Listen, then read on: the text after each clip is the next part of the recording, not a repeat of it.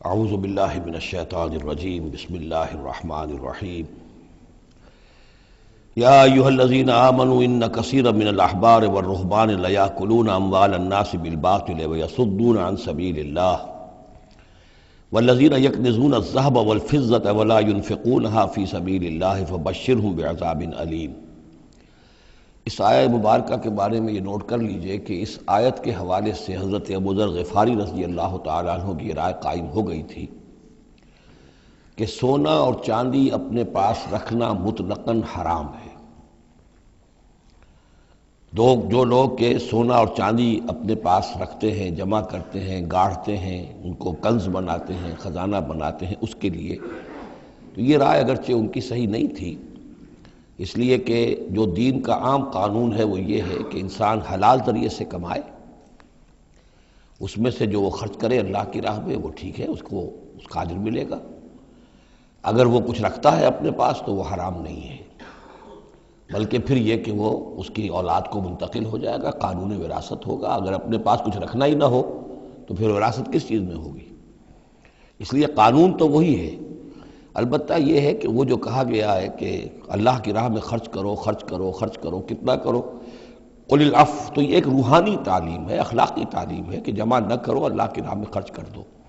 البتہ جو مال بھی آپ نے جمع کیا ہے، آپ نے حلال ذریعے سے کمایا تھا اور اس کی زکوٰۃ بھی آپ نے ادا کر دی ہے، تو وہ مال آپ اپنے پاس رکھ سکتے ہیں، خواہ وہ سونے اور چاندی کی شکل میں ہو۔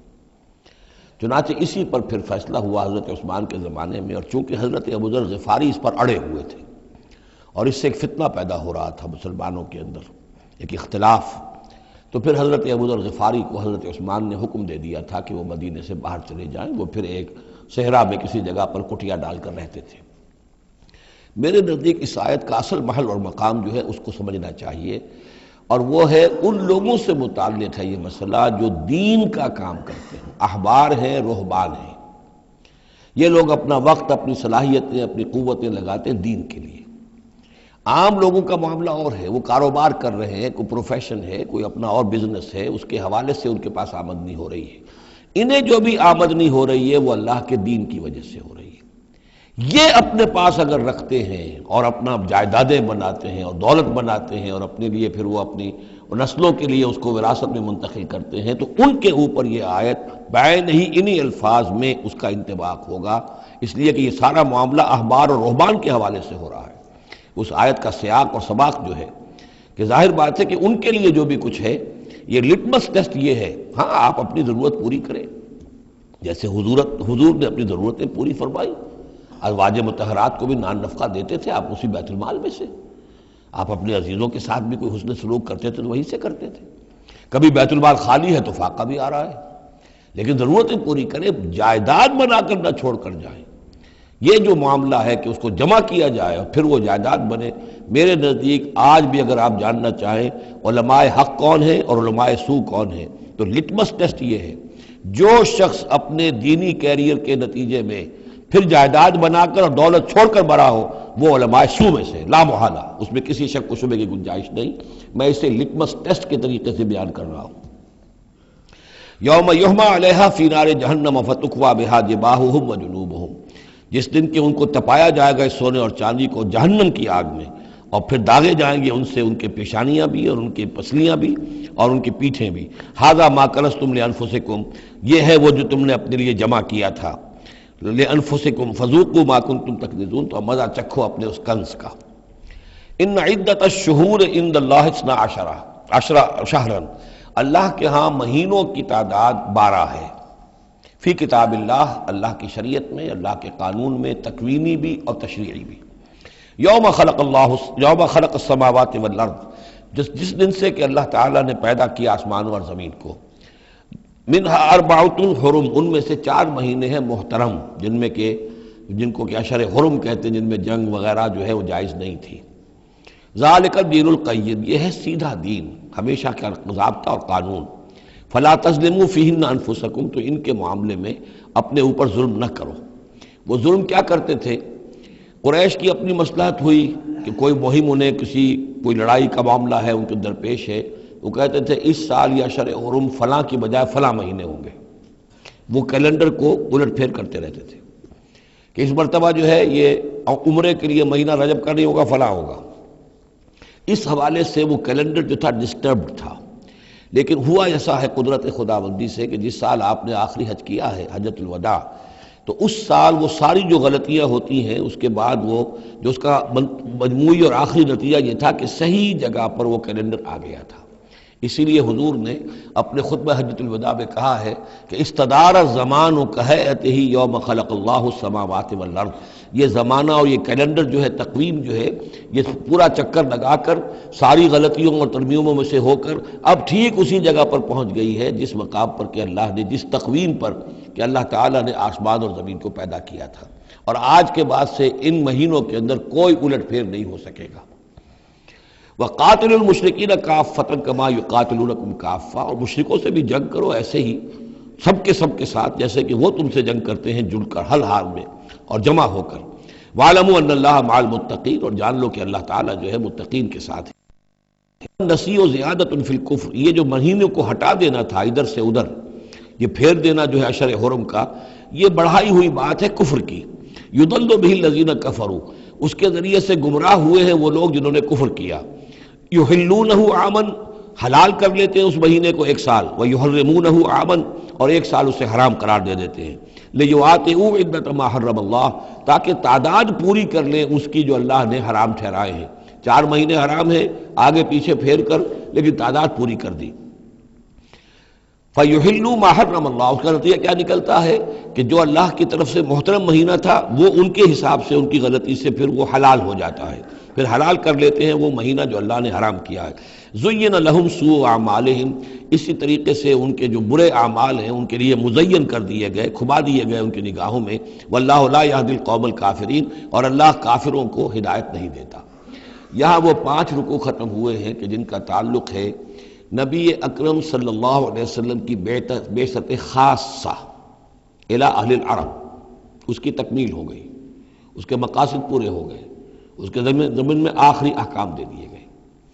اب جہاں سے جو شروع ہو رہا ہے 6 رکوع سے، یہ میں نے آپ کو بتایا تھا کہ یہ غزوہ تبوک کا مسئلہ ہے، اس کا پس منظر بھی بیان کر چکا ہوں۔ سن 6 میں صلح حدیبیہ ہوئی، حضور صلی اللہ علیہ وسلم نے اس کے بعد آپ اپنے پیغامبر، ایلچی، اپنے خطوط، نامہ ہائے مبارک بھیجے۔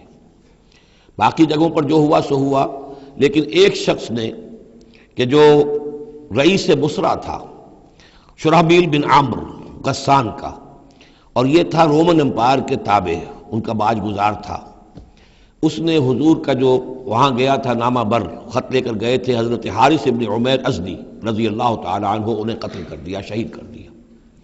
سفیر کا قتل جو ہے وہ گویا کہ اعلان جنگ ہوتا ہے، لہذا حضور نے ایک لشکر تیار کیا، 3000 مسلمانوں کو جمع کیا، حضرت زید ابن حارثہ کو ان کے اوپر امیر بنایا، اور لشکر بھیجا موتا کی طرف۔ یہ جنگ موتا ہوئی ہے سن 8 میں، جمادی الاولیٰ سن 8 میں جنگ موتا ہوئی ہے۔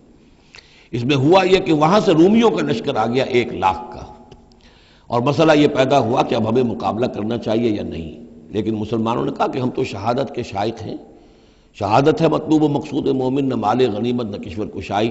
تو جنگ ہوئی، نتیجہ یہ ہوا کہ حضرت زید بن حارثہ بھی شہید ہوئے۔ پھر حضور نے پہلے ہی بتا دیا تھا کہ اگر وہ شہید ہو جائیں تو پھر جعفر ابن ابی طالب جو حضور کے چچا داد بھائی تھے حضرت جعفر طیار، پھر وہ ہوں گے کمانڈر، انہوں نے چارج لیا، وہ بھی شہید ہو گئے۔ ان کے بعد حضور نے فرمایا تھا کہ عبداللہ ابن رواحہ انصاری ہوں گے، انہوں نے چارج سنبھالا، وہ بھی شہید ہو گئے۔ پھر آخر کار حضرت خالد ابن ولید نے خود اپنے ہاتھ میں کمان سنبھالی، اور کسی طریقے سے وہ اپنے اس لشکر کو بچا کر لے آئے۔ تو یہ صورتحال ہوئی جنگ موتا کی۔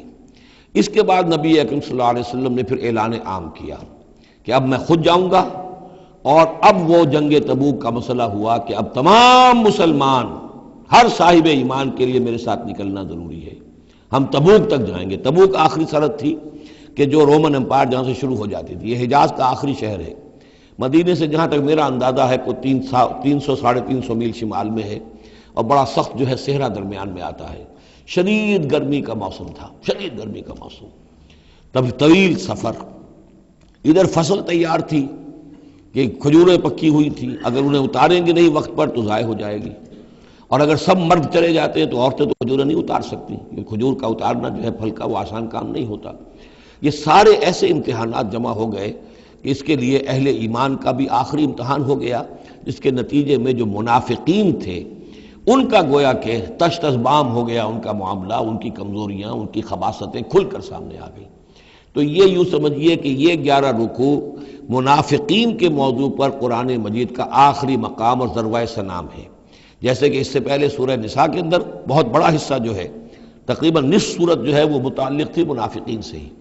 یہاں پر بھی یوں سمجھیے کہ یہ 11 رکوع جو ہیں وہ بہت سے مضامین اس میں آئیں گے، لیکن یہ کہ ایک جو درمیان میں یوں سمجھیے کہ جو دھاگا ہوتا ہے جس میں موتی پروئے ہوئے ہیں، ان میں وہی منافقین کا مضمون ہے۔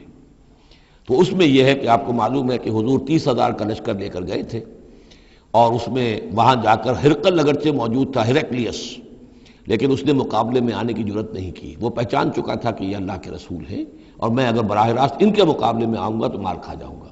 حضور وہاں مقیم رہے، وہاں کے آس پاس کے لوگ آئے، انہوں نے معاہدے کیے، اپنی سرحدوں کو آپ نے محفوظ کیا، اور پھر آپ واپس آ گئے۔ گویا کہ جنگ کی نوبت نہیں آئی، لیکن یہ کہ دھاک بیٹھ گئی حضور کی اور مسلمانوں کی کہ سلطنت روما نے پسپائی اختیار کی ہے، رومن امپائر مقابلے میں آنے کی ہمت نہیں کر سکی۔ تو وہ جو بھی جنگ موتا کی وجہ سے جو کچھ ہوا اکھڑی تھی، اللہ تعالیٰ نے اس ہوا کو دوبارہ جو ہے قائم کر دیا۔ بہرحال اس کے بعد یہ سلسلہ آگے بڑھا حضرت ابوبکر کے زمانے میں، کیونکہ حضور نے اپنے مرض وفات میں بھی ایک لشکر تیار کر دیا تھا، اور زید ابن حارثہ رضی اللہ تعالیٰ عنہ کے بیٹے حضرت اسامہ ابن زید کو اس کا سربراہ مقرر کیا تھا۔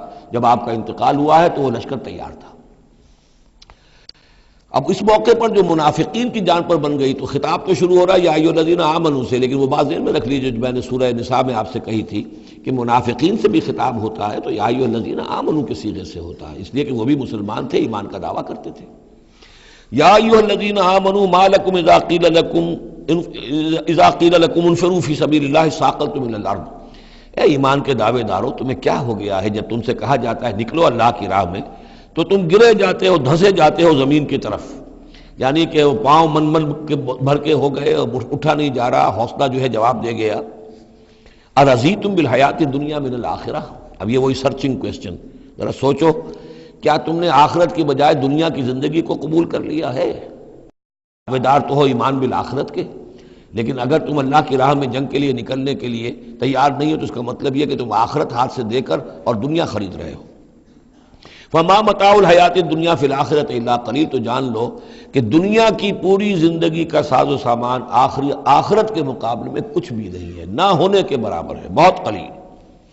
الا تنفروا، اگر نہیں نکلو گے اللہ کی راہ میں، یعذبکم عذابا علیما، تمہیں عذاب دے گا، دردناک عذاب، وَيَسْتَبْدِلْ قَوْمًا غَيْرَكُمْ، اور تمہیں ہٹا کر کسی اور قوم کو لے آئے گا۔ اس نے اپنے دین کا جھنڈا اٹھوانا ہے، تم نہیں اٹھاتے، تمہیں دفع کرے گا، ریجیکٹ کرے گا، مردود کر دے گا، اور کسی اور قوم کو لے آئے گا۔ وَلَا تَضُرُّوهُ شَيْئًا، اور تم اللہ کا کوئی نقصان نہیں کر سکو گے۔ وَاللَّهُ عَلَىٰ كُلِّ شَيْءٍ قَدِيرٌ، اللہ ہر چیز پر قادر ہے۔ إِلَّا تَنصُرُوهُ، اگر تم ان کی مدد نہیں کرو گے، یعنی حضور کی، فَقَدْ نَصَرَهُ اللَّهُ، تو اللہ نے تو مدد کی ان کی۔ اذ اخرجہ الذین کفروا ثانی اثنین اذ ہما فی الغار، جبکہ کافروں نے انہیں اپنے گھر سے اور مکے سے نکلنے پر مجبور کر دیا تھا، جبکہ دو میں کے دوسرے تھے، دو ہی تھے، حضور تھے اور حضرت ابوبکر تھے رضی اللہ تعالی عنہ۔ اذ ہما فی الغار، جبکہ وہ دونوں غار میں تھے۔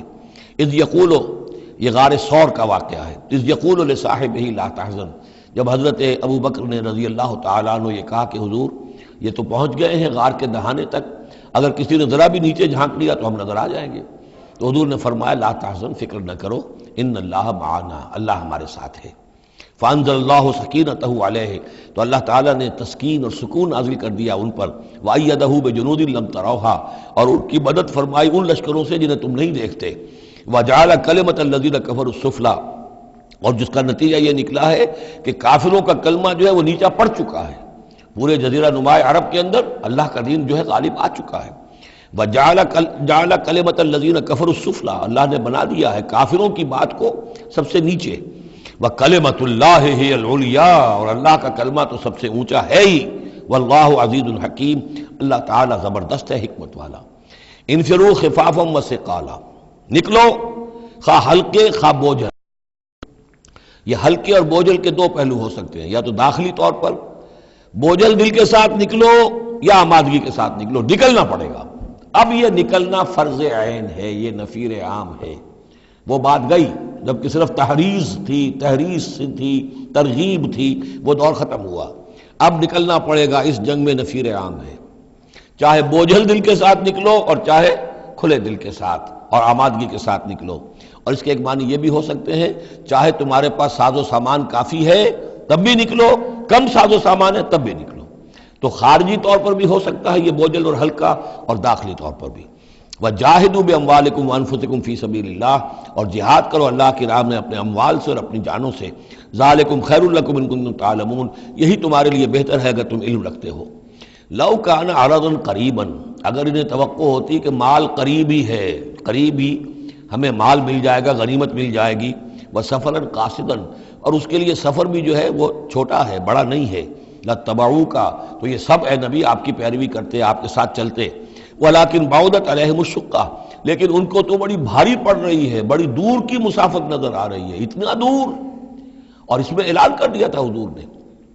حالانکہ فتح مکہ کے موقع پر بھی حضور نے خفیہ رکھی تھی اپنی ساری اسکیم، اور عام طور پر جنگوں میں یہ ہوتا ہے، اپنی پوری اسکیم کا اعلان تو نہیں ہوتا، لیکن غزوہ تبوک میں آپ نے اعلان کیا تھا کہ ہم جا رہے ہیں، سلطنت روما سے ٹکراؤ ہے، تبوک تک ہمیں جانا ہے، کوئی چیز آپ نے راز نہیں رکھی، تاکہ جو شخص بھی ہے وہ سمجھ لے، اس کے لیے پوری تیاری کرے، داخلی بھی خارجی بھی، ساز و سامان کی بھی، اپنے حوصلے کو بھی دیکھ لے، لیکن یہ کہ بہرحال نکلنا فرض ہے۔ لو كان عرضا ولكن بعدت عليهم الشقة وسيحلفون بالله لو استطعنا لخرجنا معكم، اور یہ عنقریب قسمیں کھائیں گے اللہ کی کہ اگر ہمارے اندر استطاعت ہوتی ہم ضرور نکلتے، اب مجبوری ہے، فلاں مجبوری ہے، فلاں مجبوری ہے۔ یہلکون انفسہم، یہ اپنے آپ کو ہلاک کر رہے ہیں، واللہ یعلم انہم لکاذبون، اور اللہ تعالیٰ کو معلوم ہے کہ یہ جھوٹ بول رہے ہیں۔ عفا اللہ عنک لما اذنت لہم، اے نبی آپ کو اللہ معاف فرمائے، یا اللہ نے آپ کو معاف کر دیا، آپ نے انہیں کیوں اجازت دے دی؟ یعنی کوئی منافق آیا، کوئی اور آیا، حضور یہ مجبوری ہے، بیوی بیمار ہے، کوئی دیکھ بھال کرنے والا نہیں ہے، تو مجھے اجازت دے دی، اچھا بھائی جاؤ۔ حضور کی طبیعت میں بھی نرمی تھی اور آپ نے اجازت دے دی۔ اب جب اجازت مل گئی، اس نے کہا میں نے تو اجازت لے لی ہے، وہ کور بن گیا، اس کے نفاق کا پردہ چاک نہیں ہوا۔ حالانکہ حضور اجازت نہ دیتے تب بھی اس نے نہیں جانا تھا، لیکن نہیں جانا تھا تو معلوم تو ہو جاتا کہ اس نے رسول کی بات کا جو ہے وہ معصیت کی ہے، نافرمانی کی ہے، اس کے نفاق کا پردہ جو ہے وہ پڑا رہ گیا، وہ پردہ اٹھ جاتا۔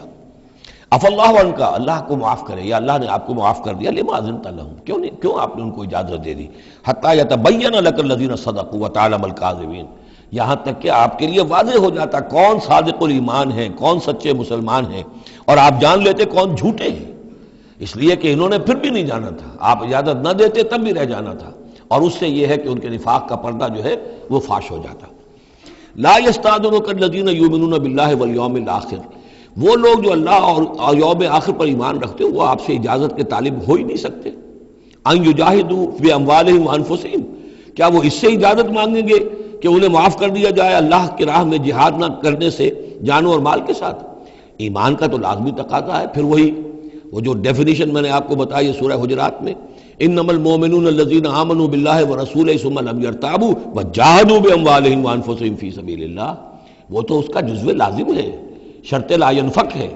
لہذا جو لوگ اللہ پر اور یوم آخر پر ایمان رکھتے ہیں وہ آپ سے ایگزمپشن نہیں مانگ سکتے جہاد فی سبیل اللہ سے۔ واللہ علیم بالمتقین، اور اللہ تعالیٰ جو ہے اپنے متقی بندوں سے خوب واقف ہے۔ انما یستأذنک الذین لا یؤمنون باللہ والیوم الآخر، اصل میں جو اجازت مانگ رہے ہیں آپ سے، ایگزمپشن مانگ رہے ہیں، رخصت مانگ رہے ہیں، یہ وہ لوگ ہیں جو حقیقتاً اللہ پر اور یوم آخر پر ایمان نہیں رکھتے۔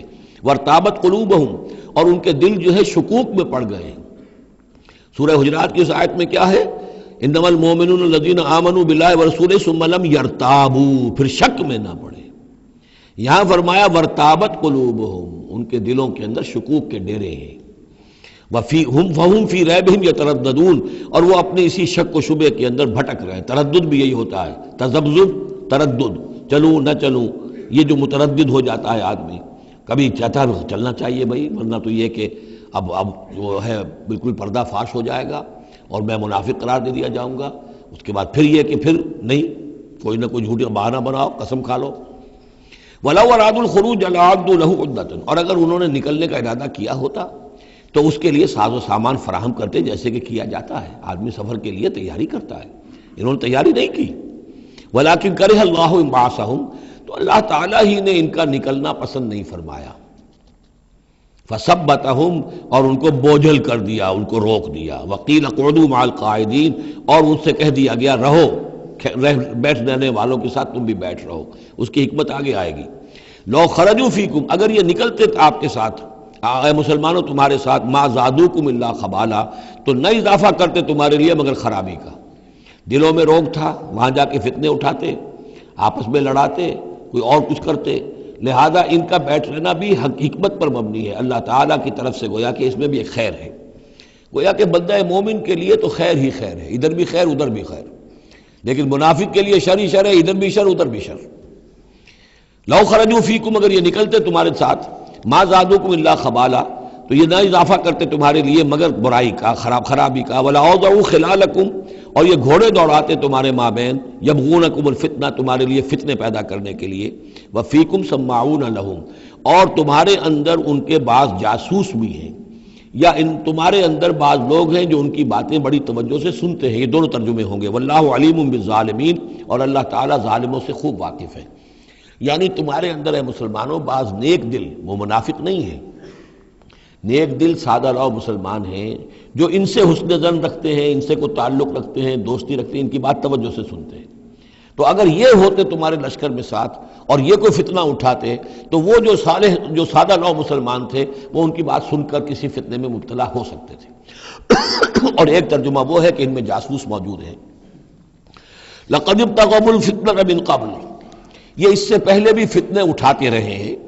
وقلبوا لك الامور، یہی لفظ فتنہ آیا اس حدیث میں جو میں سنا چکا ہوں آپ کو۔ علماء سوء کا کردار کیا ہو جاتا ہے؟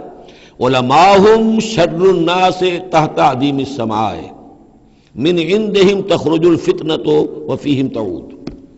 جھگڑے، لڑائیاں، فتوے، اور ایک دوسرے کی وہ تفرقہ جو ہے اور اس کے اندر شدت ہے، یہ کام ہے۔ لقد ابتغوا الفتنة من قبل، یہ فتنے اٹھاتے رہے پہلے بھی۔ وقلبوا لك الامور، اور اپنی امکانی حد تک اے نبی آپ کے لیے معاملات کو تلپٹ کرنے کی کوشش کرتے رہے، بدلتے رہے۔ حتی جاء الحق، یہاں تک کہ حق آ گیا، جزیرہ نما عرب میں تو فیصلہ ہو گیا، اللہ کے دین کا غلبہ ہو گیا۔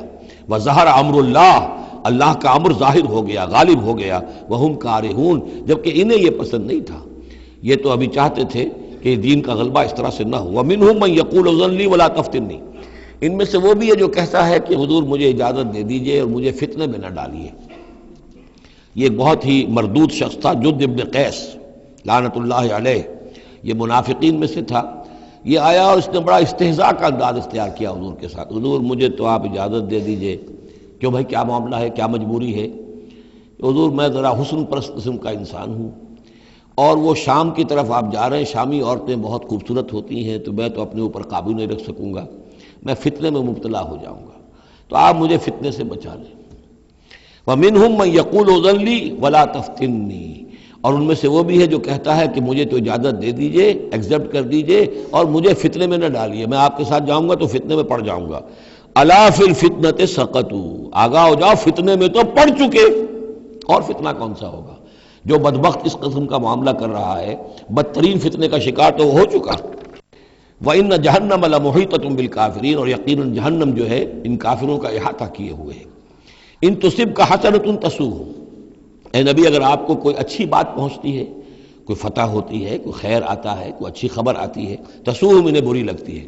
وَإِن تُصِبْكَ مُصِیبَةٌ، اگر کوئی تکلیف آ جاتی ہے، ناگوار پوزیشن، صورتحال، یقولوا قد اخذنا امرنا من قبل، تو کہتے ہیں جی ہم نے تو اپنا معاملہ پہلے ہی درست کر لیا تھا، ہم کوئی بیوقوف تھوڑا ہی ہے، ان لوگوں کی طریقے سے جو ہے اتنے جو ہے ہم رسک نہیں لیتے، ہم نے پہلے ہی سے اپنی حفاظت کا بندوبست کر لیا تھا۔ یقولوا قد اخذنا امرنا من قبل ویتولوا وهم فرحون، اور وہ پیٹھ پھیرتے ہیں اور بڑے شاداں و فرحاں ہوتے ہیں کہ مسلمانوں پر مصیبت آ گئی اور ہم بچ گئے۔ قل لن یصیبنا الا ما کتب اللہ لنا، یہ آیتیں تو ہر شخص کو یاد کر لینی چاہیے۔ یہ دو آیتیں بندہ مومن کے لیے بہت بڑا ہتھیار ہیں، بہت بڑا اسلحہ ہے۔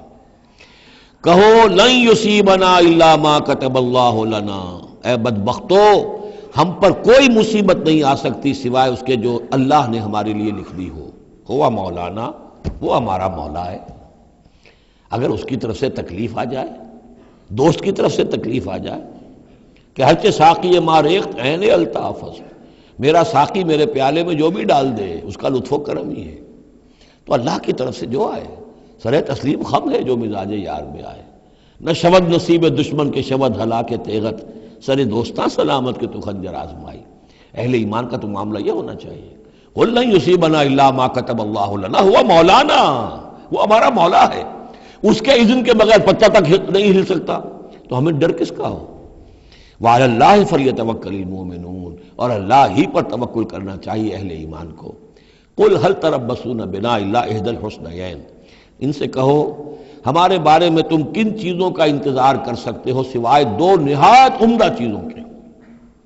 یہ حسنیین کیا ہے؟ احسن، احسن افعل تفضیل ہوا، اس سے مؤنث بنا حسنا، حسنا کا تثنیہ بنا، تو حسنیین دو نہایت احسن صورتوں کے سوا ہمارے لیے تیسری ہے ہی نہیں۔ کیا مطلب؟ ہم سب اللہ کی راہ میں شہید ہو جائیں، احسن، ہم کامیاب ہو کر آ جائیں، احسن، تیسری کیا بات ہے؟ تو ہمارے لیے تو خیر ہی خیر ہے، ڈراتے ہمیں کس سے ہو؟ قل لن یصیبنا، قل هل تربصون بنا، یہ تم ڈرا رہے ہو ہمیں اور جو کہہ رہے ہو ہمیں کس چیز کا خوف؟ ہمارے لیے دو انجام ہو سکتے ہیں ممکن، اور دونوں ہمارے نزدیک نہایت احسن ہیں۔ اللہ کی راہ میں شہادت مل جائے، شہادت مطلوب و مقصود مومن، نہ مال غنیمت نہ کشور کشائی۔ جو حق کی خاطر جیتے ہیں مرنے سے کہیں ڈرتے ہیں جگر، جب وقت شہادت آتا ہے دل سینوں میں رقصاں ہوتے ہیں۔ اور اگر ہم کامیاب ہو کر آ گئے تو تم بھی کہو گے کہ بھائی یہ تو بڑی کامیابی، ہمارے لیے تو کامیابی کامیابی ہے۔ قل هل تربصون بنا الا احدى الحسنيين ونحن نتربص بكم، اور ہم منتظر ہیں تمہارے بارے میں ان یصیبکم اللہ بعذاب من عنده، کہ اے منافقو اللہ تم پر کوئی عذاب اپنے خاص اپنے پاس سے نازل کرے، اور بایدینا، یا کوئی وقت آ جائے کہ ہمیں اجازت دے دی جائے کہ ہم تمہاری گردنیں اڑائیں، جیسے کہ اعلان عام کفار کے بارے میں ہوا، ہو سکتا ہے کہ ایسا ہو جائے۔ فتربصوا انا معکم متربصون، تو کرو انتظار، ہم بھی تمہارے ساتھ انتظار کر رہے ہیں۔ قل انفقوا طوعا وكرها، اب یہ ایک اور بات ہوتی ہے جی میں جا تو نہیں سکتا، یہ چندہ حاضر ہے، کچھ پیسے جو ہے میں لے آیا ہوں ساز و سامان، لیکن مجھے آپ ایگزمپٹ کر دیں، یہ چندہ قبول کر لیں۔ قل انفقوا طوعا وكرها، کہہ دیجئے ان سے کہ چاہے خرچ کرو خوشی سے اور چاہے مجبوری سے، لن يتقبل منکم، یہ تم سے قبول نہیں کیا جائے گا، انکم کنتم قوما فاسقین، اس لیے کہ تم نافرمان لوگ ہو۔ اس وقت جو ہے پیسہ بدل نہیں ہوگا، اس وقت تو جانا ہے، فرض عین ہے، نفیر عام ہے، اس وقت جو ہے یہ پیسہ اس کی جگہ پر کام نہیں کر سکتا۔ وما منعهم ان تقبل منهم نفقاتهم، اور نہیں محروم کیا انہیں اس بات سے کہ ان کے نفقات، ان کے خرچہ جو اللہ کی راہ میں چندہ دے رہے تھے ان کو قبول کیا جاتا، الا انهم كفروا بالله وبرسوله، اس لیے مگر اس بات نے کہ انہوں نے کفر کیا ہے اللہ کے ساتھ اور اس کے رسول کے ساتھ۔ ولا یاتون الصلاۃ الا وهم کسالى، اور وہ نماز کے لیے نہیں آتے مگر بہت ہی کسل مند۔ ولا ينفقون الا وهم کارہون، اور جو یہ خرچ بھی کرتے ہیں تو کراہت کے ساتھ کرتے ہیں، مجبوراً کرتے ہیں، وہ تو جان بچانے کے لیے خرچ کرنے کے لیے آمادہ ہو گئے ہیں، ورنہ انہیں مال جو ہے بڑا پیارا ہے۔ فلا تعجبک اموالهم ولا اولادهم، تو اے نبی اور اے مسلمانوں تمہیں ان کے مال اور ان کی اولاد ان سے دھوکہ نہ کھاؤ، اچھے نہ لگے تمہیں، تم سمجھتے ہو کہ اللہ کی بڑی نعمتیں ہیں ان پر، یہ دولت والے منافق تھے، بچا بچا کر رکھتے تھے، دولت والے تھے، ان کی اولاد بھی اللہ نے دی ہے، اللہ تعالیٰ تو دنیا میں پھر اور دے دیتا ہے ان کو جن کا آخرت میں کوئی حصہ نہیں ہے، کہ جو بھی کچھ ہے یہیں پر اپنا حساب کتاب کر لیں۔ فلا تعجب کا، تو تعجب نہ کرو اس کے مال اور اولاد کے بارے میں، بہت سخت الفاظ آ رہے، انما یرید اللہ لیعذبہم بہا فی الحیات الدنیا، اللہ تعالیٰ چاہتا یہ ہے کہ انہی چیزوں کے ذریعے سے انہیں دنیا کی زندگی میں عذاب دے۔ یہی اولاد سوہان روح بھی بن جاتی ہے، یہی بڑا چہیتا لاڈلا بیٹا جس کے لیے کیا کچھ کیا ہے، اور ہو سکتا ہے کہ وہی جو ہے باپ کے لیے سوہان روح بن جائے۔ یہی مال و دولت جو ہے وَتَزْهَقَ أَنفُسُهُمْ وَهُمْ كَافِرُونَ، اور اللہ چاہتا ہے کہ ان کی جانیں نکلیں اسی کفر کی حالت میں، وہ لپٹے رہے اسی مال سے اور اپنی اولاد سے اور اپنی دولت سے اور جائیداد سے، اور ان کو آنکھ ان کی کھلنی نصیب نہ ہو، تاکہ اللہ تعالیٰ چاہتا ہے کہ آخری عذاب کے مستحق بن جائے۔ فلا تعجبک اموالهم ولا اولادهم انما يريد الله ليعذبهم بها في الحیات الدنیا وتزهق انفسهم وهم كافرون وَيَحْلِفُونَ بِاللَّهِ إِنَّهُم مِّنكُم لَمِنكُم، اور وہ قسمیں کھا کر کہتے ہیں ہم بھی آپ کے ساتھ ہیں، مسلمانوں میں سے ہی ہیں، ہماری بات کا اعتبار کیجئے۔ وَمَا هُم مِّنكُم، لیکن مسلمانوں یہ تو حقیقت میں تم میں سے نہیں ہے، وَلَٰكِنَّهُمْ قَوْمٌ يَفْرَقُونَ، بلکہ اصل میں یہ ڈرے ہوئے خائف ہیں، خوف کی وجہ سے جب اسلام کا غلبہ ہو گیا ہے یہ اپنے آپ کو مسلمان ظاہر کر رہے ہیں۔ لو یجدون ملجا و مغارات و مدخلا، اگر یہ پالیں کہیں کوئی پناہ کی جگہ یا کوئی غار مغارات اور مدخلا جہاں سر گھسانے کی جگہ ہو، لولوا الیہ وہم یجمعون، تو یہ اسی کی طرف لوٹ جائیں گے اور اپنی رسیاں توڑا لیں گے جیسے کوئی جانور رسی توڑا کے بھاگتا ہے۔ یہ تو خوف ہے ان کا کہ اب دین غالب آ گیا جزیرہ نما عرب میں، اب جائیں کہاں ہم؟ اگر کوئی جائے پناہ ہوتی ان منافقین کے لیے، کہیں سر گھسانے کی جگہ ہوتی، چھپانے کی جگہ ہوتی، تو یہ بھاگ گئے ہوتے۔ وَمِنْهُمْ مَنْ يَلْمِزُكَ فِي الصَّدَقَاتِ، اور اے نبی ان میں سے وہ بھی ہیں جو آپ پر الزام لگاتے ہیں، ملامت کرتے ہیں آپ کو صدقات کے بارے میں۔ حضور جب زکوٰۃ کا مال آتا تھا تو آپ تقسیم کرتے تھے، اب ظاہر بات ہے کہ لوگ ہیں کھڑے ہیں، کسی کو کچھ زیادہ ہو گیا، کسی وقت کسی کو آپ نے سمجھا کہ زیادہ مستحق زیادہ دے دیا، تو ایک منافق تھا اس نے حضور کو ٹوک دیا، اعدل یا محمد، اے محمد عدل کرو، یہ کیا کر رہے ہو، ناانصافی کر رہے ہیں۔ تو حضور کو غصہ آیا اس پر صلی اللہ علیہ وسلم، ان لم عادل فمن یعدل، اگر میں عدل نہیں کروں گا تو کون کرے گا؟ لیکن یہ کہ بہرحال اس کا بھی ذکر ہو رہا ہے، وَمِنْهُمْ مَنْ يَلْمِزُكَ فِي الصَّدَقَاتِ، ان میں سے وہ لوگ بھی ہیں جو آپ پر طعن کرتے ہیں خیرات کے بانٹنے میں، صدقات اور زکوٰۃ کی تقسیم میں۔ فَإِنْ أُوتُوا مِنْهَا رَضُوا، اگر انہیں کے کھتے بھر دیے جائیں، انہیں دیا جائے تو راضی ہیں۔ وَإِنْ لَمْ يُعْطَوْا مِنْهَا إِذَا هُمْ يَسْخَطُونَ، اور اگر انہیں نہ دیا جائے تو پھر وہ ناراض ہو جاتے ہیں، غصے ہوتے ہیں، لال پیلے ہوتے ہیں۔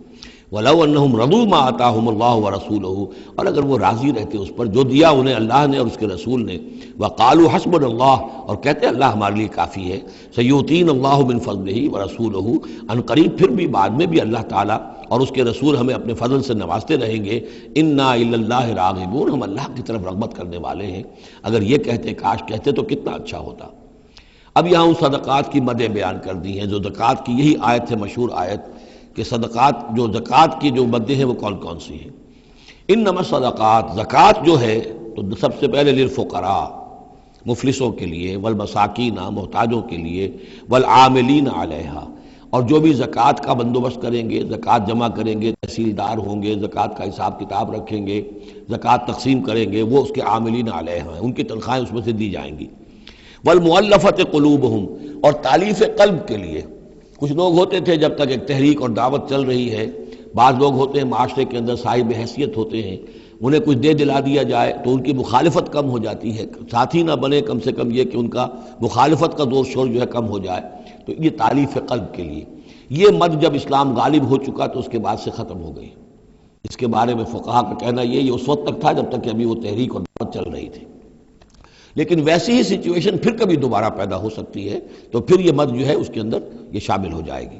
وفر رقاب، گردنوں کے چھڑانے میں، اور گردنوں کے چھڑانے میں کسی پر تاوان آ گیا ہے، کوئی شخص جو ہے وہ مقروض اتنا ہو گیا ہے کہ اس سے نہیں نکل پا رہا ہے، لہذا ایک یہ کہ لمپ سم مدد کر کے اسے گویا کہ اس کی گردن چھڑا دی جائے۔ والغارمین، جن پر تاوان بھرنا پڑے۔ وفی سبیل اللہ، اور ایک مد جو ہے فی سبیل اللہ بھی ہے، مطلب یہ ہے کہ اللہ کی راہ میں جہاد، دعوت اور اقامت دین کی جد و جہد میں بھی یہ رقم خرچ ہو سکتی ہے، لیکن اولین مستحق یہ ہے۔ انفاق فی سبیل اللہ خود اللہ کل کا کل دین کے لیے ہے، اللہ کے دین کے لیے، دعوت، تبلیغ اور جو بھی اقامت دین کی جد و جہد ہے اس کے لیے۔ لیکن یہ جو صدقات ہیں، اور زکوٰۃ بھی صدقات ہی میں شامل ہے، ان میں اولاً جو مستحق ہیں وہ ہیں غرباء اور یتیم اور مساکین اور بیوائیں، جو بھی ہیں محتاج ہیں، یہ ان کے زیادہ پہلے حقدار ہیں۔ البتہ یہ کہ اگر کسی شخص کے پاس اس طرح کی رقم بچ جائے کہ جو اس کے قریب میں جو بھی رشتہ دار ہیں، غرباء ہیں، یتامہ ہیں، مساکین ہیں، ان کو وہ دے چکا ہے، اور وہ باقی وہ کسی دین کے کام میں دینا چاہے تو دے سکتا ہے۔ وفی سبیل اللہ وابن السبیل، اور مسافر کے لیے۔ فریضۃ من اللہ، یہ اللہ تعالیٰ کی طرف سے معین ہو گیا ہے۔ یہی لفظ آیا ہے بار بار سورہ نساء میں، جہاں کے جو احکام آئے تھے وراثت کے۔ واللہ علیم الحکیم، اور اللہ تعالیٰ سب کچھ جاننے والا ہے، کمال حکمت والا۔ ومنہم الذین یؤذون النبی، ان میں سے وہ لوگ بھی ہیں جو نبی کو ایذا پہنچاتے ہیں۔ ویقولون هو اذن، اور وہ کہتے ہیں یہ تو نرے کان ہی کان ہے۔ ایک تو محاورہ ہمارے یہاں کان کا کچا ہونا وہ اور معنی میں ہے، لیکن یہ کہتے تھے کہ ہم نے جا کر جھوٹ بولا، حضور میری بیوی بیمار ہے، اور انہوں نے مان لیا. معلوم ہوتا کہ یہ دماغ میں کچھ نہیں ہے ان کے، یہ کان ہی کان ہے، بھیجے ہوئے خدا نہیں ہے دماغ میں کچھ. یہ صرف جو کچھ کہہ دیتے ہیں مان لیتے ہیں، سن لیتے ہیں. ہوا اذن، یہ تو نرے کان ہے بس. یہ بھی حضور کی توہین. وَمِنْهُمُ الَّذِينَ يُؤْذُونَ النَّبِيَّ وَيَقُولُونَ هُوَ أُذُنٌ قُلْ أُذُنُ خَيْرٍ لَكُمْ. کہہ دیجئے یہ کان تمہارے لیے بہتر ہیں، بہتری کے لیے ہیں، تمہاری خیریت اسی میں ہے. یؤمن باللہ و یؤمن للمؤمنین، یہاں پہ یہ ایمان کے ساتھ بے اور لام کا فرق واضح ہو جائے گا. وہ یقین رکھتے ہیں اللہ پر اور بات مان لیتے ہیں مومنوں کی. یہ ان کی شرافت ہے، یہ ان کی نجابت ہے، یہ ان کی مروت ہے. وہ جانتے ہیں تم جھوٹ بول رہے ہو لیکن نہیں کہتے کہ تم جھوٹ بول رہے ہو. یہ شرافت اور مروت کا معاملہ ہے. یہ نہیں ہے کہ انہیں معلوم نہیں ہے. بندہ مومن جو ہے وہ تو یہ ہے کہ اتقوا فراست المومن، مومن کی فراست سے ڈرو، فإنہ ینظر بنور اللہ، وہ اللہ کے نور سے دیکھتا ہے. تو جو عام مومن کا معاملہ یہ ہو تو رسول کا معاملہ کیا ہوگا؟ کیا انہیں پتہ نہیں چلتا تھا کہ جھوٹ بول رہے ہیں؟ لیکن آپ کی مروت اور شرافت. قل اذن خیر لکم یؤمن باللہ والیوم الآخر ویؤمن للمؤمنین ورحمۃ للذین آمنوا منکم، اور جو تم میں سے واقعی مومن ہیں ان کے حق میں رحمت ہے. والذین یؤذون رسول اللہ لہم عذاب علیم، اور جو ایذا پہنچاتے ہیں اللہ کے رسول کو ان کے لیے بڑا دردناک عذاب ہے. یحلفون باللہ لکم لیرضوکم، اے مسلمانوں یہ تمہارے سامنے قسمیں کھاتے ہیں اللہ کی تاکہ تمہیں راضی کریں. اب ظاہر بات ہے کہ حضور کا تو جا کر بہانہ جو کیا اور لے کر آ گئے، اب مسلمانوں سے بھی کہہ رہے ہیں، قسمیں کھا کھا کر اپنے یقین دلا رہے ہیں کہ ہم مخلص ہیں، آپ ہمارے شک نہ کریں. یحلفون باللہ لکم لیرضوکم، تاکہ تمہیں راضی کر لیں. واللہ ورسولہ احق ان یرضوہ، اللہ اور اس کا رسول زیادہ حقدار ہیں کہ وہ انہیں راضی کریں ان کانوا مومنین، اگر وہ واقعتاً مومن ہیں. الم یعلموا انہ من یحادد اللہ ورسولہ، کیا وہ جانتے نہیں ہیں کہ جو کوئی بھی مقابلہ کرے گا اور سرکشی کرے گا اللہ اور اس کے رسول کے مقابلے میں آ جائے گا، فان لہ نار جہنم خالدا فیہا، تو اس کے لیے تو جہنم کی آگ ہے جس میں وہ ہمیشہ ہمیشہ رہے گا. ذالک الخزي العظیم، اور یہ بہت بڑی رسوائی ہے. یحذر المنافقون ان تنزل علیہم سورۃ تنبئہم بما فی قلوبہم، اے مسلمانوں یہ منافق ڈرتے رہتے ہیں کہ کہیں ایسا نہ ہو کہ مسلمانوں پر کوئی ایسی صورت نازل ہو جائے کہ جو ان کو ہمارے دلوں کی حالت بتا دے. اللہ کی طرف سے وحی آ سکتی ہے، ہم جو کہ جھوٹ بول رہے ہیں ہمارا پردہ چاک کر دیا جائے اور ہمارا جو ہے وہ ہمارے لیے شامت آ جائے. قل استہزئوا، کہیے کہ نہیں ڈرتے، ابھی تم استہزاء کرتے رہو. ان اللہ مخرج ما تحذرون، لیکن بہرحال ایک وقت آئے گا جس چیز سے تم ڈر رہے ہو اللہ اسے ظاہر کر دے گا، عیا کر دے گا. وَلَئِن سَأَلْتَهُمْ لَيَقُولُنَّ، اور اگر آپ ان سے پوچھیں گے تو کہیں گے اِنَّا كُنَّا نَخُوضُ وَنَلْعَبُ. وہ جب بکواس کرتے تھے آپس میں، حضور کے خلاف بات کر رہے ہیں، کسی مومن صادق کے اوپر کوئی تہمت لگا رہے ہیں. اب اگر کسی نے جا کر کوئی بات بتا دی حضور کو کہ فلاں شخص تو یہ کہہ رہا تھا، عبداللہ ابن ابی یہ کہہ رہا تھا، فلاں نے یہ کہا ہے، حضور نے بلایا، طلب کیا، پوچھا، تو اب وہاں پر آئیں گے. وَلَئِن سَأَلْتَهُمْ، اگر پوچھیں گے، باز پرس کریں گے آپ ان سے، لَيَقُولُنَّ، وہ لازماً کہیں گے اِنَّمَا كُنَّا نَخُوضُ وَنَلْعَبُ، یہ تو ویسے ہی ذرا گپ بازی میں لگے ہوئے تھے، یہ تو تھوڑی سی جو تھی ہماری گفتگو جو ہو رہی تھی وہ لائٹ وین میں گفتگو ہو رہی تھی، اس کو خامخواہ اس شخص نے جو ہے وہ سنجیدگی سے لے لیا، ہم کھیل رہے تھے دل لگی میں، یہ بات ہم نے کہہ دی تھی. قُلْ أَبِاللَّهِ وَآيَاتِهِ وَرَسُولِهِ كُنتُمْ تَسْتَهْزِئُونَ، کہیے تو کیا تم اللہ کے ساتھ اور اس کی آیات کے ساتھ اور اس کے رسول کے ساتھ استہزاء کر رہے تھے؟ تمسخر، یہ دل لگی تمہاری، بازی بازی بارش بابا ہم بازی. اب اللہ اور رسول جو ہیں اور اس کی آیات جو ہیں وہ بھی تمہارے لیے تختہ برش بن گئی ہیں استہزاء اور تمسخر کا. لا تعتذروا، اب بہانے مت بناؤ. قد کفرتم بعد ایمانکم، تم کفر کر چکے ہو اپنے ایمان کے بعد. ان نعفو عن طائفۃ منکم، اگر ہم تمہاری ایک جماعت کی طرف سے درگزر کریں گے، نعذب طائفۃ، تو کسی دوسری جماعت کو ہم عذاب بھی اب دیں گے. اب وہ وقت آ رہا ہے کہ تمہیں سزائیں بھی ملیں گی، بأنہم کانوا مجرمین، اس لیے کہ وہ مجرم تھے. المنافقون والمنافقات بعضهم من بعض، یہ منافق مرد اور منافق عورتیں سب ایک دوسرے میں ہی سے ہیں، یعنی ان کی کا گٹھ جوڑ ہے. یامرون بالمنکر، یہ بدی کا حکم دیتے ہیں، بجائے اس کے کہ امر بالمعروف کرتے یہ برائی کا حکم دیتے ہیں. وینہون عن المعروف، اور نیکی سے روکتے ہیں. مت خرچ کرو، سنبھال کے رکھو، پاگل ہو گئے ہو، آخر مستقبل کی فکر کرنی چاہیے. لہذا وہ نہیں عن المعروف اور امر بالمنکر. یامرون بالمنکر وینہون عن المعروف ویقبضون ایدیہم، اپنے ہاتھوں کو مٹھیوں کو بند رکھتے ہیں، خرچ نہیں کرتے. نسوا اللہ فنسیہم، انہوں نے اللہ کو بھلا دیا تو اللہ نے انہیں بھلا دیا، نظر انداز کر دیا. ان المنافقین هم الفاسقون، یقیناً یہی منافق ہے کہ جو سرکش ہیں، نافرمان ہیں. وعد اللہ المنافقین والمنافقات والکفار نار جہنم خالدین فیہا، اللہ نے وعدہ کیا ہے ان منافق مردوں اور منافق عورتوں سے اور تمام کفار سے آگ کا، جہنم کے آگ کا، خالدین فیہا جس میں وہ ہمیشہ ہمیش رہیں گے. ہی حسبہم، بس وہی ان کے لیے کفایت کرے گی. ولعنہم اللہ، اور اللہ تعالیٰ نے ان پر لعنت فرما دی ہے. ولہم عذاب مقیم، اور ان کے لیے عذاب ہے قائم رہنے والا، مسلسل دائم اور قائم عذاب. کالذین من قبلہم، اسی طرح کے وہ لوگ، یہ بھی ان لوگوں کے مانند ہے کہ جو ان سے پہلے تھے. کانوا اشد منکم قوۃ، وہ تم سے کہیں بڑھ کر تھے طاقت میں. واکثر اموالا، اور بہت زیادہ تھے مال میں، واولادن، اور اولاد میں. یعنی یہ قومیں جو گزری ہیں کافروں کی، قوم سمود اور قوم عاد، وہ تم سے کہیں بڑھ کر تھی، قوت میں بھی اور اپنی تعداد میں بھی، مال میں، اولاد میں. فاستمتعوا بخلاقہم، انہوں نے بھی اپنے اپنے وقت میں اپنے نصیب کا فائدہ اٹھا لیا، اپنا حصہ وصول کر لیا. فاستمتعتم بخلاقکم، اب تم بھی اپنا حصہ مکمل کر چکے ہو، اب تمہارا انجام بہت قریب آ چکا ہے. کما استمتع الذین من قبلکم بخلاقہم، جیسے کہ ان لوگوں نے اپنا حصہ وصول کر لیا تھا اور اس سے فائدہ اٹھا لیا تھا جو تم سے پہلے تھے. وخذتم کالذی خاضوا، اور تم نے بھی اسی طرح کی روش اختیار کی جو انہوں نے اختیار کی تھی. اولئک حبطت اعمالہم فی الدنیا والآخرہ، یہ وہ لوگ ہیں کہ جن کے تمام اعمال دنیا اور آخرت سب میں حبط ہو گئے. واولئک هم الخاسرون، اور یقیناً یہی ہے خسارے میں رہنے والے. الم یاتہم نبأ الذین من قبلہم، کیا ان کے پاس خبریں آ نہیں چکی ہیں ان کی جو ان سے پہلے تھے؟ قوم نوح وعاد وثمود وقوم ابراہیم واصحاب مدین والمؤتفکات. نوح کی قوم اور عاد اور سمود اور قوم ابراہیم، یہ واحد مقام ہے قرآن مجید میں جس میں قوم ابراہیم کا بھی تذکرہ اس انداز میں ہے کہ شاید ان پر بھی عذاب آیا ہو، لیکن صراحتاً اس کا ذکر پورے قرآن میں کہیں نہیں.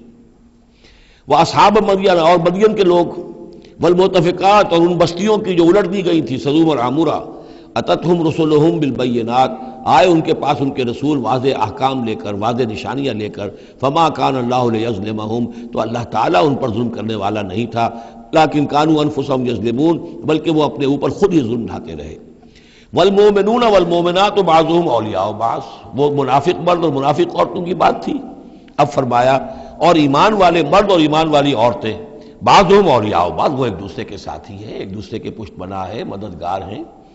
یامرون بالمعروف، ان کا طرز عمل یہ ہے کہ نیکی کا حکم دیتے ہیں، مشورہ دیتے ہیں. وینہون عن المنکر، بدی سے روکتے ہیں. ویقیمون الصلاۃ، نماز قائم کرتے ہیں. ویؤتون الزکوٰۃ، اور زکوٰۃ ادا کرتے ہیں. ویطیعون اللہ ورسولہ، اور اللہ اور اس کے رسول کی اطاعت کرتے ہیں. اولئک سیرحمہم اللہ، یہی ہیں وہ لوگ کہ جن پر اللہ تعالیٰ رحمت فرمائے گا. ان اللہ عزیز الحکیم، یقیناً اللہ زبردست ہے، حکمت والا. اللہم ربنا اجعلنا منہم.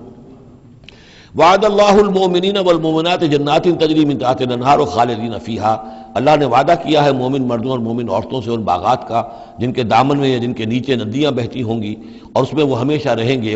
ومساکن طیبۃ فی جنات عدن، اور بڑے ستھرے اور بہت عمدہ مکان رہائش کے لیے ان کو دے گا، رہنے کے باغات میں، ریزیڈینشل گارڈنز میں.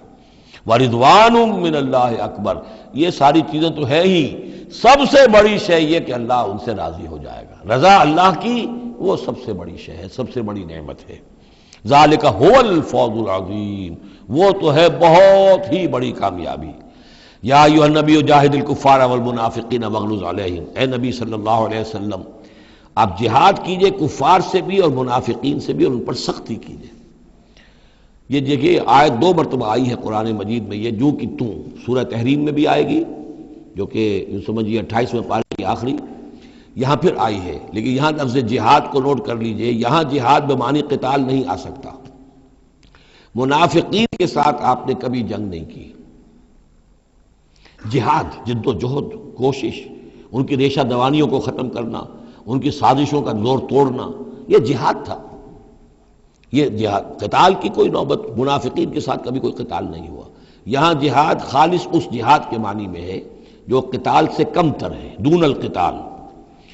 یا ایھا النبی جاہد الکفار والمنافقین، اے نبی آپ مجاہدہ کیجئے، جد و جہد کیجئے. اسی لیے جب غزوہ تبوک سے آپ واپس آ رہے تھے تو ایک حدیث ہے کہ آپ نے فرمایا رجعنا من الجہاد الاصغر الى الجہاد الاکبر، ہم چھوٹے جہاد سے بڑے جہاد کی طرف لوٹ آئے ہیں۔ اب اس کی تعبیریں مختلف کی گئی ہیں کہ اتنا بڑا جہاد سلطنت روما کے خلاف گئے تھے، اسے آپ جہاد اصغر کہہ رہے ہیں، وہاں سے لوٹ کر ہم آ گئے، اب جہاد اکبر سامنے ہے۔ تو اس کی عام طور پر جو توجیہ لوگوں نے کی ہے وہ تو یہ ہے کہ یہ جہاد جو نفس کے خلاف ہے وہ سب سے اکبر ہے، سب سے بڑا ہے، اور یہ بات صحیح ہے۔ آپ سے پوچھا گیا ای الجہاد افضل یا رسول اللہ، آپ نے فرمایا ان تجاہد نفسک فی طاعت اللہ، کہ اللہ کے رسول یہ بتائیے کہ سب سے افضل جہاد کس کا ہے؟ آپ نے فرمایا کہ تم جہاد کرو اپنے نفس کے خلاف اور اسے اللہ کا مطیع بناؤ۔ تو اسی پر گویا کہ اس کو محمول کیا ہے، لیکن میرے نزدیک حقیقت یہ ہے کہ اب یہ جو مارے آستین تھے، کہ جو مدینے کے اندر منافقین تھے، اب ان کے خلاف جہاد کرنا تھا، اور اس میں چونکہ اندیشے تھے کہ ان کے تعلقات تھے اوس اور خزرج کے لوگوں کے ساتھ، عام لوگوں کے ساتھ دوستیاں تھیں، تو اس میں فتنے اٹھ جاتے۔ واپس آ کر آپ نے مسجد زرار کو پھر جلایا ہے، گرایا ہے، یہ بہت بڑا قدم تھا۔ عام مسلمان جو اس پر مشتعل بھی ہو سکتے تھے کہ مسجد کو گرا رہے، لیکن یہ کہ یہ اقدامات آپ نے کیے ہیں صلی اللہ علیہ وسلم اس آیت کے اترنے کے بعد اور تبوک سے واپسی کے بعد۔ یا ایھا النبی جاہد الکفار والمنافقین واغلظ علیہم، اے نبی جہاد کیجئے کافروں سے بھی اور منافقین سے بھی، اور ان پر سختی کیجئے۔ ومأواہم جہنم، ان کا ٹھکانہ جہنم ہے، وبئس المصیر، اور وہ بہت برا ٹھکانہ ہے۔ یحلفون باللہ ما قالوا، وہ اللہ کی قسم کھا کر کہتے ہیں کہ ہم نے یہ بات نہیں کہی، کوئی بات جو بھی آئی، کوئی غلط بات کہی، کوئی استہزاء کیا، کوئی تمسخر اڑایا۔ وَلَقَدْ قَالُوا كَلِمَةَ الْكُفْرِ، حالانکہ انہوں نے کہا ہے کفر کا کلمہ۔ یہ ایک بات انہوں نے کہی تھی، اس کا ذکر آ جائے گا تفصیل سے سورہ منافقون میں 28ویں پارے میں، واقعہ وہاں تفصیل سے آیا ہے۔ تو لیکن یہ کہ کسی نوجوان نے آ کر حضور کو بتا دیا کہ اس نے یہ کہا ہے، اب حضور نے طلب فرمایا، انہوں نے کہا نہیں یہ بالکل جھوٹ بولتا ہے اس نے یہ، اور اس نے خامخواہ جو ہے فتنہ اٹھانے کی کوشش کی ہے۔ تب یہ آیت نازل ہوئی، اللہ نے اس نوجوان کو سچا کیا اس آیت کے ذریعے سے کہ جھوٹ وہ عبداللہ ابن ابی بول رہا ہے، یہ نوجوان نہیں بول رہا۔ یحلفون باللہ ما قالوا، وہ قسم کھا رہے ہیں اللہ کی کہ ہم نے وہ بات نہیں کہی۔ وَلَقَدْ قَالُوا كَلِمَةَ الْكُفْرِ، حالانکہ انہوں نے کہا کلمہ کفر۔ وَكَفَرُوا بَعْدَ إِسْلَامِهِمْ، اور وہ اپنے اسلام کے بعد کفر منکر ہو چکے، کفر کر چکے۔ وَهَمُّوا بِمَا لَمْ يَنَالُوا، اور انہوں نے ارادہ کیا تھا اس شے کا کہ جس کو وہ حاصل نہ کر سکے۔ یہ ایک خاص واقعہ ہوا تھا کہ جب تبوک سے واپس آپ آ رہے تھے تو ایک موقع پر آپ عام راستے سے، قافلے سے ذرا ہٹ کر ایک پہاڑی راستے کی طرف سے آپ کا گزر ہوا، اور وہ تنگ راستہ تھا، وہاں سے بس ایک ہی اونٹ ایک وقت میں گزر سکتا تھا۔ حضور کے ساتھ 2 آپ کے صحابہ تھے۔ وہاں ان لوگوں نے کوشش کی، منافقین نے، کچھ لوگ تھے کہ جنہوں نے اپنے ڈھاٹے باندھ لیے کہ پہچان میں نہ آئے، اور رات کی تاریکی میں انہوں نے ہاتھ چلایا، چاہتے تھے کہ حضور کو شہید کر دیں۔ بہرحال وہاں پر جو ہے کسی طریقے سے جو 2 آپ کے جانثار ساتھی تھے انہوں نے انہیں کھدیڑا، مار کر بھگایا۔ پھر حضور نے ان کو بتا بھی دیا تھا، جن میں حضرت حذیفہ ابن یمان بھی تھے رضی اللہ تعالی عنہ، اور حضرت عمار تھے، عمار ابن یاسر، ان دونوں کو بتا دیا تھا کہ فلاں فلاں نام ہے، یہ فلاں فلاں منافق ہے، لیکن یہ میرا راز رہے گا تمہارے پاس، تم نے یہ نام کسی کو بتانے نہیں ہے۔ یہ اسی لیے حضرت حذیفہ کا نام پڑ گیا تھا صاحب سر النبی، نبی کا ایک راز ہے ان کے پاس، نبی کے ایک رازدان، وہ حضرت حذیفہ ابن یمان۔ وَهَمُّوا بِمَا لَمْ يَنَالُوا، انہوں نے تو ارادہ کیا تھا وہ چیز جو وہ حاصل نہ کر سکے۔ وَمَا نَقَمُوا إِلَّا أَنْ أَغْنَاهُمُ اللَّهُ وَرَسُولُهُ، اور یہ نہیں انتقام لے رہے مگر اس شے کا کہ اللہ نے اور اس کے رسول نے انہیں غنی کر دیا ہے۔ اللہ اور ان کا رسول ان کی طلب مال کو دیکھ کر انہیں صدقات میں سے، مال غنیمت میں سے بفراغت دیتا رہا، من فضلہ، اپنے فضل سے۔ وَإِن يَتُوبُوا يَكُ خَيْرًا لَّهُمْ، اب بھی اگر توبہ کر لیں تو یہ ان کے لیے بہتر ہوگا۔ وَإِن يَتَوَلَّوْا، اور اگر وہ پیٹ موڑیں گے، يُعَذِّبُهُمُ اللَّهُ عَذَابًا عَلِيمًا، اللہ انہیں عذاب دے گا، بہت دردناک عذاب، فی الدنیا والآخرہ، دنیا میں بھی اور آخرت میں بھی۔ وَمَا لَهُمْ فِي الْأَرْضِ مِنْ وَلِيٍّ وَلَا نَصِيرٍ، اور پوری زمین میں ان کے لیے نہ کوئی ولی ہوگا، پشت پناہ ہوگا، مددگار ہوگا، اور نہ ہی کوئی حامی ہوگا۔ وَمِنْهُمْ مَنْ عَاهَدَ اللَّهَ، اب یہ وہ 3 آیتیں آ گئی ہیں جو میری تقریروں میں بہت مرتبہ آئی ہیں، ہم مسلمانان پاکستان کے لیے خاص لمحہ فکریہ ہیں۔ مدینہ کے منافقین کی ایک خاص قسم کا تذکرہ ہو رہا ہے۔ وَمِنْهُمْ مَنْ عَاهَدَ اللَّهَ، ان میں سے وہ لوگ بھی ہیں جنہوں نے اللہ سے عہد کیا تھا، لَئِنْ آتَانَا مِنْ فَضْلِهِ، اگر اللہ ہمیں اپنے فضل سے نواز دے گا، غنی کر دے گا، دولت دے دے گا، دولت مند کر دے گا، لَنَصَّدَّقَنَّ وَلَنَكُونَنَّ مِنَ الصَّالِحِينَ، ہم خوب صدقہ خیرات کریں گے اور نیک بن جائیں گے۔ فَلَمَّا آتَاهُم مِّن فَضْلِهِ، جب اللہ نے انہیں نواز دیا اپنے فضل سے، غنی کر دیا، بخلوا بہ، اب اس دولت کے ساتھ بخل کیا، وتولوا وہم موردون، اور پیٹھ موڑ لی اور اعراض کیا، فعاقبہم نفاقا فی قلوبہم، تو اللہ نے سزا کے طور پر ڈال دیا ان کے دلوں میں نفاق۔ عاقبہم، عقوبت، سزا۔ دنیا میں نقد سزا یہ ملتی ہے اللہ سے کوئی وعدہ کر کے پھر جانے کی کہ نفاق جو ہے وہ دل میں پیدا ہو جاتا۔ یہ نفاق ہے پاکستان کے مسلمانوں کا روگ۔ پاکستان بنایا تھا، پاکستان کا مطلب کیا؟ لا الہ الا اللہ۔ ہندوستان کے مسلمان نے ووٹ دے کر اپنا فرض کفایہ ادا کر دیا کہ جاؤ بھائی، تم جو ہم پہ گزرے گی سو گزرے گی، تم جاؤ اور اسلام قائم کرو۔ ہم نے کیا کیا ہے؟ 50 برس سے زائد ہو گئے، کیا کیا ہے؟ اسلام کہاں ہے؟ یہ بے وفائی، یہ بد عہدی، اس کا نتیجہ کیا ہے؟ 3 نفاق ہیں جو اس قوم کے اوپر مسلط ہو گئے۔ نفاق باہمی، اب وہ قوم نہیں رہی، قومیتوں میں تحلیل ہو چکی ہے، اب عصبیتیں ہیں، صوبائیت ہے، لسانیت ہے، اور نہ معلوم کیا کچھ ہے، فرقہ واریت ہے۔ دوسرے، کردار کا بیڑا غرق ہو گیا۔ آیت المنافق ثلاثن، حضور نے فرمایا منافق کی 3 نشانیاں ہیں، جس میں یہ تینوں چیزیں ہیں، خواہ وہ انسامہ وصلہ، چاہے روزہ رکھتا ہو، نماز پڑھتا ہو، اپنے آپ کو مسلمان سمجھتا ہو، وہ منافق ہے۔ جب بولے جھوٹ بولے، جب وعدہ کرے خلاف ورزی کرے، اور جب کہیں امین بنا دیا جائے خیانت کرے۔ وہ دیکھ لیجئے اپنی قوم کو، جو جتنا بڑا ہے، الا ماشاء اللہ، ایکسیپشنز پروو دی رول، قانون یہی ہے، جو جتنا بڑا اتنا ہی جھوٹا، اتنا ہی خائن، اور اتنا ہی وعدہ خلاف۔